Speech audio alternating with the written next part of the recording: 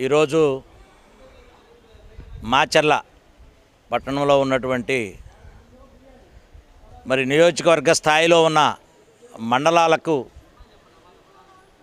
మరి ఒక పెద్ద హాస్పిటల్ మరి మాచర్ల పట్టణంలో ఉండటం అనేది జరిగింది. కాబట్టి మరి గతం నుండి కూడా టెక్నికల్గా ఇక్కడ సిబ్బంది కొరతగా ఉన్నదనేటువంటిది ఇది నగ్న సత్యం.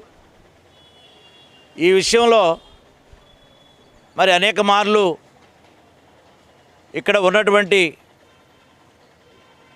మరి డాక్టర్ల దృష్టికి తేవడం జరిగింది. మరి అదేవిధంగా ఎక్స్రేకి ఈసీజీ తీయడానికి ఒక్క మనిషే ఉండి మరి దాదాపుగా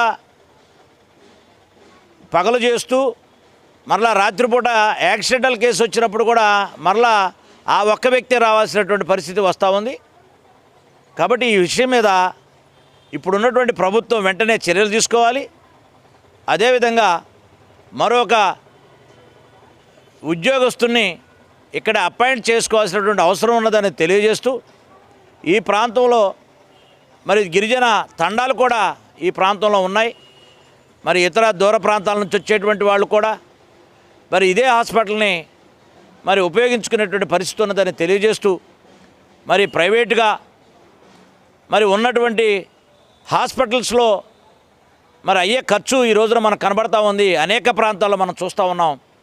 కార్పొరేట్ సంబంధించినటువంటి హాస్పిటల్స్ ఎన్నైతే ఉన్నాయో వాటికంటే మరి ధీటుగా ఇక్కడ ఉన్నటువంటి హాస్పిటల్ని ఏర్పాటు చేసినటువంటి పరిస్థితి మనం చూస్తూ మరి ఇక్కడ ఉన్నటువంటి సిబ్బందిని పెంచకపోతే ఇక్కడ ప్రజలకి మనం ఏ విధమైనటువంటి మరి సేవలు చేయాలనేటువంటి ఆలోచన మరి ప్రభుత్వాలు చేస్తూ ఉన్నాయి అనేది మరి ఎంసీపీ పార్టీగా విత్ రాష్ట్ర కమిటీగా నేను దీన్ని ప్రశ్నిస్తూ ఉన్నా, డిమాండ్ చేస్తూ ఉన్నా.